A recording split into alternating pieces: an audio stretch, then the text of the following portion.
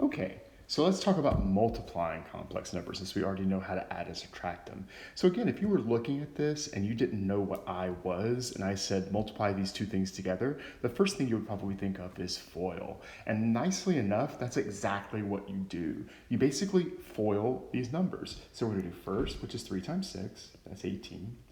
Outer, which is 3 times 5i, that's 15i. Inner, which is negative 2i times 6, which is negative 12i. And last, negative 2i times 5i, which is negative 10i squared. And then we would combine like terms. Now that much is normal. Now, the only difference between regular foiling and multiplying complex numbers is this thing right here, because we've already talked about I squared has a value. I squared is negative 1. So basically, this is 18 plus 3i minus 10 times negative 1, which means it's plus 10, which means it can be combined with that 18 that's in the front to make 28 plus 3i. And again, this is now a single complex number with a real part and an imaginary part. So I'd like you to pause the video and try the yellow problem, and then unpause it when you're done to check the answer.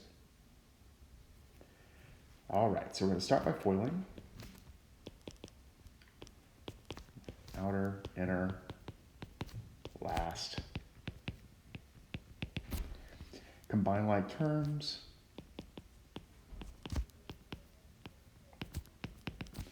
I squared is negative 1. Combine the like terms. There you go. Multiplying complex numbers, easy as pie.